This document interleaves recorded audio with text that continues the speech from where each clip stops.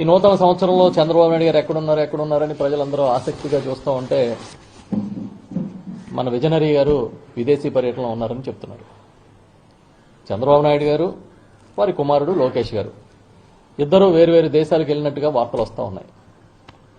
ఎందుకు వెళ్లారు అంటే ఎవరికీ తెలియదు. ఒక బాధ్యతాయుతమైన పదవిలో ఉండి ప్రజలకి పారదర్శకంగా వ్యవహరించాల్సిన బాధ్యత ఉండి కనీసం అధికారిక పర్యటనగా వెళ్తున్నామా లేదంటే అనధికారికంగా వెళ్తున్నామా, ఇన్ని రోజులు ఈ రాష్ట్రానికి అందుబాటులో ఉండట్లేదని చెప్పాలన్న ఆలోచన కూడా వాళ్ళకి ఎందుకు రాలేదో, ఎందుకు ఈ పర్యటనని అంత రహస్యంగా ఉంచారో ఎవరికి అర్థం కావట్లేదు. కొడుకు ఏ దేశం వెళ్ళాడో తెలియదు, తండ్రి ఏ దేశం వెళ్ళాడో తెలియదు. బయటికి లీకులు లండన్ వెళ్ళాడని చంద్రబాబు నాయుడు గారు చెప్తా ఉన్నారు.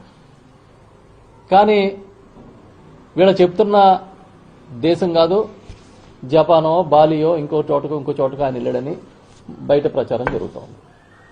అసలు ప్రజల్ని ఇంత అయోమయంలో ఎందుకు ముంచాలి? మీరు ఏ దేశం వెళ్ళినా రైట్ రాయల్గా ఇగో నేను వారం ఉండను, లేకపోతే 5 రోజులు ఉండను, నేనేదో నూతన సంవత్సరం వేడుకలకు వెళ్తున్నానో, లేకపోతే నాకు ఇంకేదైనా పని ఉందని వెళ్తున్నానో, పెట్టుబడులు తీసుకురావడానికి వెళ్తున్నామనో, పెట్టుబడులు పెట్టడానికి వెళ్తున్నామనో చెప్పొచ్చు కదా. ఎందుకు రహస్యంగా ఉంచుతారు?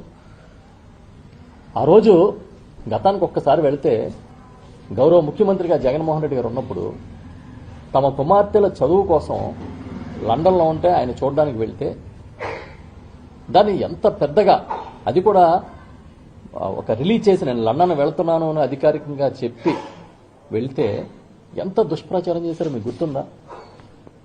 లోకేష్ గారు ఎంత దిగజారుడు భాష మాట్లాడి ఆయన గురించి, జగన్మోహన్ రెడ్డి గారి గురించి హేళన చేశారో మీకు గుర్తుందా? వాళ్ళ కుమార్తె చదువు నిమిత్తం లండన్లో ఉంటే ఆమె దగ్గరికి ముఖ్యమంత్రి హోదాలో ఉన్న జగన్ గారి కూతురి దగ్గరికి వెళ్తే చాలా చాలా చీప్ భాషని, ఆ రోజు చౌకబారు భాషని లోకేష్ గారు వాడారు. మేము అలాంటి వ్యక్తులు, మా పార్టీ అలాంటి పార్టీ కాదు. ఒక అబద్ధాన్ని నిజం చేయడం కోసం ఎంత తెగబడిపోతారనేది వాళ్ళని చూసే అర్థం చేసుకోవాలి ఎవడైనా. ఎంత దిగజారిపోయి కూడా తప్పుడు భాష తప్పుడు మాటలు మాట్లాడుతూ కూడా వాళ్ళ చెప్పేదేదో పెద్ద ప్రవచనాల్లాగా, ఒక ఆయనేమో పూజ్యులు చాగంటి కోటేశ్వరరావు గారి లాగా, ఇంకొక ఆయన గరికపాటి నరసింహారావు లాగా, ఇంకొక ఆయన చిన్న జిఆర్ స్వామి గారి లాగా చెప్తారు బయటకు వచ్చి. వాళ్ళు ఏ దేశం వెళ్ళినా మన తెలుగు వాళ్ళు ఉన్నారు, ఎక్కడికి వెళ్ళినా కూడా పిలిస్తే పలికే తెలుగు వాళ్ళు ఉన్నారు. ఏ విమానం ఎక్కారు, ఏ ప్రైవేటు వెహికల్లో ఎక్కడికి వెళ్ళారు అనేది తెలుస్తూనే ఉంటుంది కదా, తెలియకుండా ఎలా ఉంటుంది? అంత రహస్యంగా మీ పర్యటన ఉంచాల్సిన అవసరం ఏమొచ్చింది?